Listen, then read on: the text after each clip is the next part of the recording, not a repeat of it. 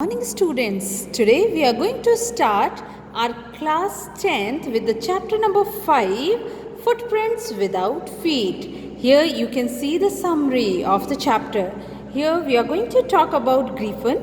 Griffin was a brilliant scientist who invented a method whereby a human body could become invisible. He experimented on himself first of all. He swallowed some rare drugs because of which his body became as transparent as a sheet of glass.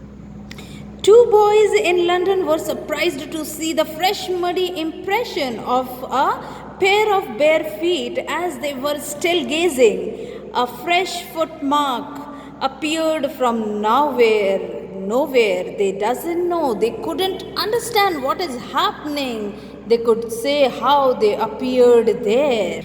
Griffin was a lawless person. Through his brilliant scientist, his landlord disliked him and tried to eject him from his house. And at that moment, the Griffin set fire to his house, removed his clothes, became invisible to get away. Griffin without clothes on London's street in the winter, and at that moment he was feeling very cold. But he entered in a big London store, clothed himself, went to sleep inside the store. In the morning he saw by some people or person removed his clothes again to become invisible to escape. And this was the time when he was not feeling good because of it was the winter time. Now again Griffin tried or decided to try the goods in the shop which dealt with theatrical items. Here he went into that shop and came out wearing bandages round his head, dark glasses, false nose, and robbed the shopkeeper as well. He took a train for his village, Iping, and booked 2 rooms at the local inn. In Iping hired a room, said he would like to be alone, undisturbed. Now it was a strange incident. Griffin robbed a clergyman in his house, being invisible, because everybody was trying to know about this stranger who was uncommon, and they wanted to know about him. Mrs. Hall, the landlord's wife, made every effort to be friendly with Griffin, but Griffin plainly told her that he didn't wish to be disturbed. One day, Griffin was not found by her husband and Mrs. Hall's. At that moment, the hat on the bedpost leapt up, dashed against Mrs. Hall's face, and the couple went out afraid.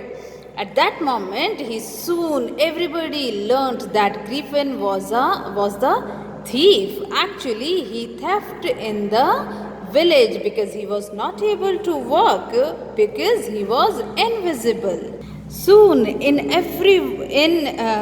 village, everybody knew that he was a thief, and he theft in the clergyman's room, and everybody suspected Griffin. But what happened? He dashed on the face of Mrs. Hall's and went from there.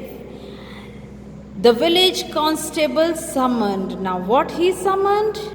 Now the village constable was sent for so that the culprit could be arrested. Mrs. Hall went straight to the scientist and cross-examined him about his strange movements. She wanted to know how he came out of an empty room and how he entered the locked room. Griffin loses temper. He threw off his bandages, spectacles and false nose, etc., etc., and etc. The people were horrified to see a headless man. Mr. Jaffer, the constable, was also shocked to know that he had to arrest the man without head. But now what happened? The Jaffer decided to arrest the culprit with or without his head. He had to grapple with a man who was becoming more and more invisible. Griffin threw off one garment after another. Finally, the shirt flew into the air, and now the constable was face to face with an invisible body. Some people tried to help the policeman, but they received powerful blows for the invisible man. In the end, Jaffer was knocked unconscious.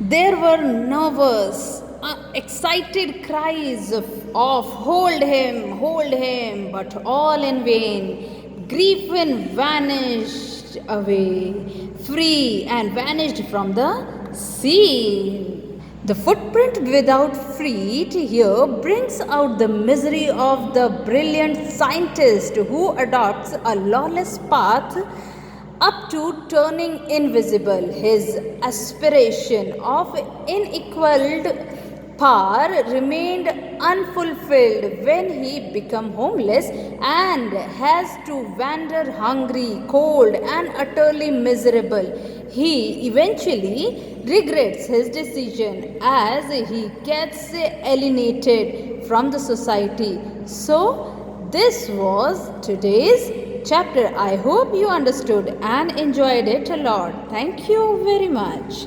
Be home, be safe.